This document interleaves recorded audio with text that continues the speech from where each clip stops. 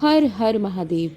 भोलेनाथ तो इतने भोले हैं कि उन्हें केवल जल भी चढ़ा दिया जाए तो वो प्रसन्न होकर मुंह मांगी चीज वरदान में दे देते हैं। लेकिन फिर भी ऐसा क्या होता है कि हम में से कई सारे लोग थोड़ा निराश हो जाते हैं कि इस बार भगवान ने उनकी सुनी ही नहीं। लेकिन ऐसा बिल्कुल नहीं है, ये हमारे प्रारब्ध ही हैं जिनसे हमें कष्ट भोगना पड़ रहा है, क्योंकि इन्हीं के कारण हमारी जन्म कुंडली में कई सारे दोष बन जाते हैं और उसी कारण हमारे जीवन में उतार चढ़ाव आता रहता है।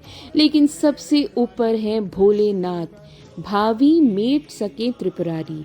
तो आप एक खास उपाय करके हमारे भोलेनाथ को जल्दी से प्रसन्न कर लीजिए। अब जानते हैं वो खास और बहुत सरल उपाय। चंद्रमा मन का कारक ग्रह है और आजकल सभी मनोविकारों से जूझ रहे हैं। तो ऐसे में हमें सोमवार का जो व्रत हम सावन में रखते हैं उसे नियम पूर्वक करना चाहिए। इससे आपका चंद्रमा तो शुभ होगा ही, साथ ही आपके मन को शांति प्राप्त होगी और विल पावर भी स्ट्रांग हो जाएगी। जो भी सोमवार का व्रत करना चाहते हैं पूरे वर्ष, तो वो भी सावन के इस शुक्ल पक्ष से उठा सकते हैं व्रत संकल्प लेकर।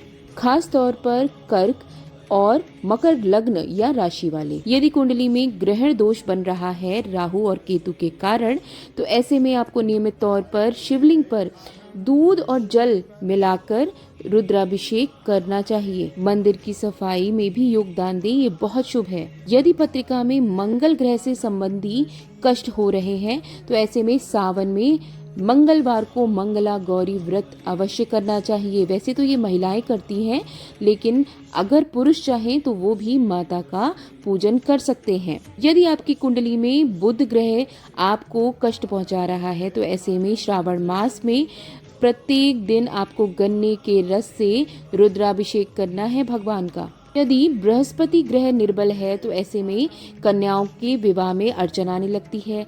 तब वे शिवलिंग पर दूध में हल्दी चुटकी भर मिलाकर नियमित तौर पर शिवलिंग पर चढ़ाते रहें। यदि शुक्र ग्रह से पीड़ा मिल रही है, तो ऐसे में पंचामृत शहद घृत से भगवान का अभिषेक करते रहें, खास तौर पर पुरुष। शनि राहु से पीड़ा मिलने पर नियमित तौर पर जल में तिल मिलाकर अभिषेक करते रहें।